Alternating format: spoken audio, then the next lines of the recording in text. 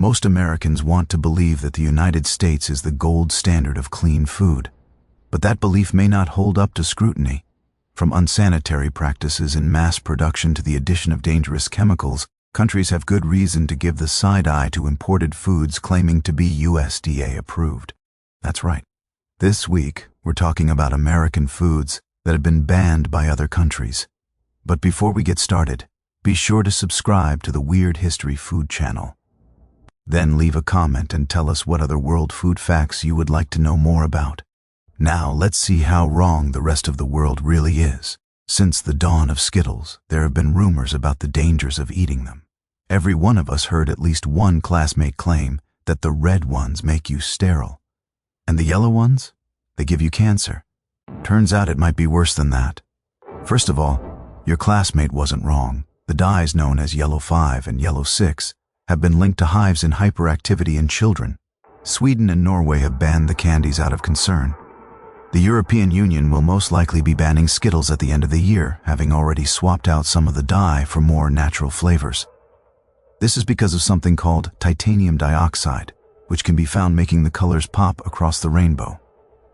Research linked titanium dioxide to damage to DNA, which can lead to cancer. While Europe may be ahead of the Skittles awareness curve, America is quickly catching up. In May of 2021, the Environmental Working Group asked the FDA to categorize titanium dioxide as toxic.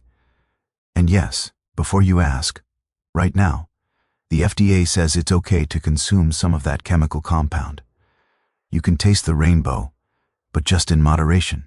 California is home to an ongoing lawsuit against Mars Inc., the parent company of Skittles. The lawsuit claims Skittles are not only toxic but are unfit for human consumption. So maybe for now play it safe. Just go have some Swedish fish instead. Ever looked at a piece of crusty French baguette, be it in cartoon or in real life? But let's be honest, it was probably in the hands of Pepe Le Pew, and think, I can't make a sandwich with that. As great as we talk about the invention of sliced bread, a lot of European countries have actually banned much of what you'd find on America's wide grocer shelves. That's because we make a lot of our bread not just with grain, but with a variety of snack packs worth of additives, like azotocarbonamide, for example, which helps bleach flour and strengthen dough. Fun fact about azotocarbonamide, it's also used in a spectrum of industrial products, including yoga mats. Downward dogs. The European Union is really against the idea of its citizens eating yoga mat material and has banned their use in food products. Pork, the other white meat, is a staple of American meats, along with chicken, fish, and beef. From bacon to ham, hot dogs to pork chops, American meat eaters consume about 67 pounds of pig per person every year. Suey. My heart is stopping. Don't get us wrong, other nations indulge in swine just as much, if not more, than Americans. So why doesn't the U.S. export scores of succulent bacon-bearing boars? Well, it turns out America adds a lot of chemicals during processing. Ractopamine, in particular, is used in many pig farms to raise pork-ear porkers. Ractopamine, which we put a dash of in a lot of foods, has been banned in 160 countries, which all consider the drug unsafe for human consumption. This in turn has led to a prohibition of pork exports across the world. The EU hasn't touched this stuff since outlawing ractopamine in 2009. China and Russia have been ractopamine-less since 2013. Maybe that's because ractopamine has the same effects as an intoxicant on humans and can cause tachycardia, headaches, and muscle spasms if consumed in large enough quantities. But it is a small price to pay for a perfect piece of the pork. Hygiene in America often comes down to dousing stuff in a chlorine bath and calling it FDA approved, and chicken is no exception. Pathogen reduction treatments, or PRTs, refer to the use of different chemicals to destroy harmful microbes on raw meat. Somewhere along the line, American food regulators decided a quick chlorine shock was the best way to kill salmonella and other bacteria on uncooked poultry. Chlorine marinade. And look, it's not that the EU is against taking a long gulp from the public pool now and then. In fact, the risks posed by chlorine consumption are relatively low.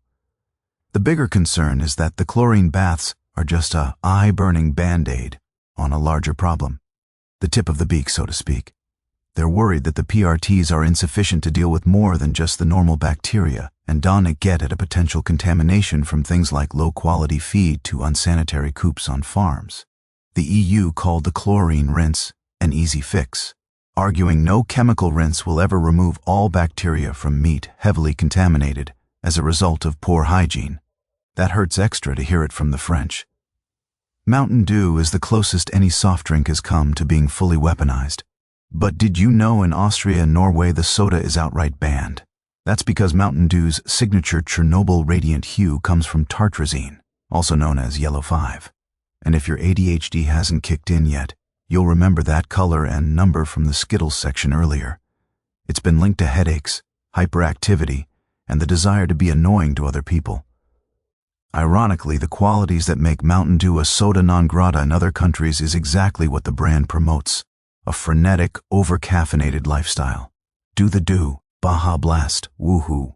And while you might be able to find Mountain Dew in Europe, it's going to hit a little different. That's because Europe spent exactly 2 years in the 90s riding the Dew before discontinuing it. What is being sold as Mountain Dew in the EU has a recipe closer to the original carbonated beverage as created by Tennessee beverage bottlers Barney and Ally Hartman in the 1940s. The original Mountain Dew was meant as a whiskey mixer, with the name coming from the affectionate Scottish term for moonshine. "It'll tickle your innards," is what the old ads used to read. No lies detected here. Yahoo! Mountain Dew. Little Debbie has been providing Americans with comfort snack food since the 1960s. With their variety of zebra cakes, star crunches, nutty bars, fudge rounds, and cosmic brownies. But their big claim to fame, as anyone who has ever had their lunch packed by a parent can attest, is the Little Debbie Swiss rolls, a mixture of rich chocolate cake and butter-creamy filling. Over 900 million cartons of Little Debbie products are shipped each year, but none of those cartons go anywhere near Austria or Norway. Blame those rascally additives, yellow 5 and red 40.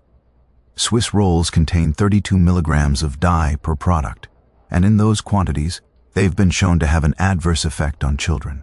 And we're not just talking about causing hyperactivity. Although one study found that cutting all artificial food coloring from diets may be 1/2 as effective as prescribing kids Ritalin. And while we can't prove there's a direct connection between artificial food coloring and cancer, they do cause damage to the white blood cells, causing them to mutate after only 3 hours. Exposure to these dyes could cause tumor cells to multiply way more rapidly. For that reason, researchers say a high chronic intake of food colorings throughout the entire life is not advisable. If only they weren't so delicious. Surprisingly, you can buy Little Debbie Swiss rolls in the EU, but they come with warning labels advising parents of the potential dangers to kids. You know, like cigarettes. When you hear the words banned breakfast cereal, you're probably imagining one of the countless kid-focused brands of sugary morsels like the oh-so-delicious Cookie Crisp. So you might be surprised to learn that it's actually Special K, the most boring cereal on all of the earth, that has been banned in Denmark and discouraged in the EU. How does the healthiest box of flakes on the shelf get banned while stuff like Reese's Puffs and Cinnamon Toast Crunch continue to enjoy free passage? Ironically, because of its supposed health benefits. In the UK, Special K has been put on blast by the Advertising Standards Authority for exaggerating how much folic acid they pack into portions. Though it's still legal to buy in Europe, Denmark has completely banned Special K since 2004 for all its fortified vitamins and minerals. Regulators argue that Kellogg's cereal's unnaturally high levels of everything from vitamin A to zinc actually qualify Special K as a genetically modified organism, or GMO. More specifically, Special K is swole with the same artificial compounds that studies have shown to potentially pose health risks, specifically to children and pregnant women. In conclusion, you may want to stick with crunch berries. You don't need to take a transcontinental flight to visit countries that have banned American foods. Just drive up to the Canadian border, flash your passport, and sign an affidavit saying you're not smuggling any steak tartare in your trunk. Today, consuming raw meat has fallen out of fashion in the US, much like other foods, like veal and pate, which don't make you sick but might make you sad. But while baby cow and overstuffed goose liver is illegal in parts of America, now tartare is not. See, while veal and pâté may be uncool, they are also served hot, unlike tartare, which is chopped up cold meat, straight from the cow. Undercooked or raw foods can lead to an increase in food poisoning and parasitic infections, especially in beef and poultry. But considering how fancy pants steak tartare is, Titanic food one might say, you did think countries might look the other way and let the luxury delicacy slide, and for a long time they did.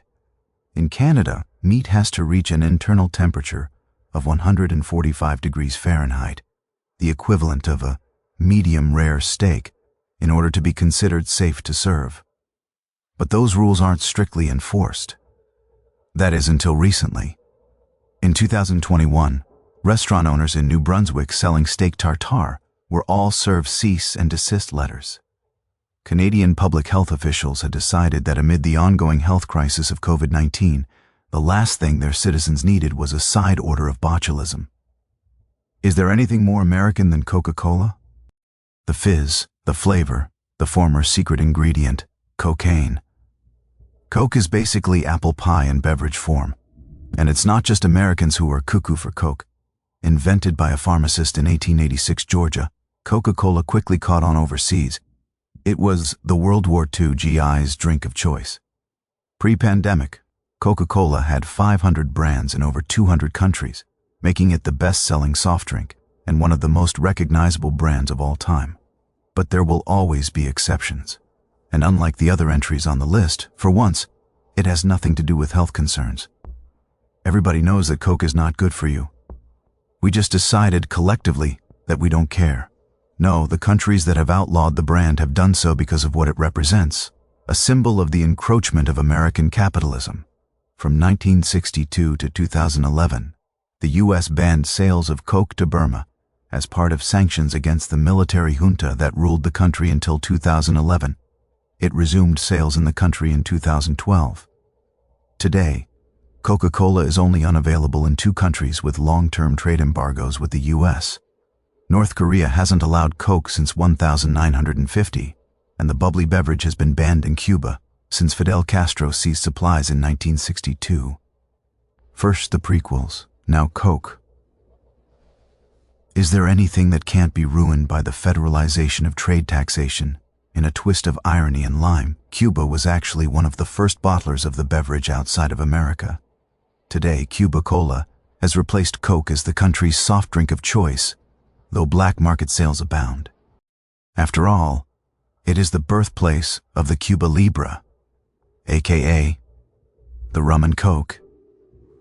M&Ms, the delicious melt-in-your-mouth, not-in-your-hand snacks, were originally a collaboration between the Science Sons of the Mars and Hershey dynasties in 1941. Like Coca-Cola, M&Ms gained international fans during World War II as American soldiers popularized the candy overseas as the chocolate that won't get your trigger finger all sticky. But you won't find the candy in Sweden, where it's banned due to a trademark conflict with a popular national candy that also features lowercase m's as its signature. When Mars introduced the candy to Sweden in 2009, a court ruled its marketing too similar to that of the Norwegian Marabous, which resemble Kit Kats. During World War I, Marabou had moved its manufacturing to its Swedish neighbors, where it received a royal warrant of appointment by the King of Sweden. And here we thought the Swiss were the chocolate snobs. Should you want to check out what the fuss is all about, Marabous is sold in IKEA stores here in the US. Well, at least it's good to know that M&Ms don't contain any harmful dyes or chlorine residue, right? That's a pretty important victory for hard-shelled chocolate. So what do you think? Which of these banned foods sounds the most delicious?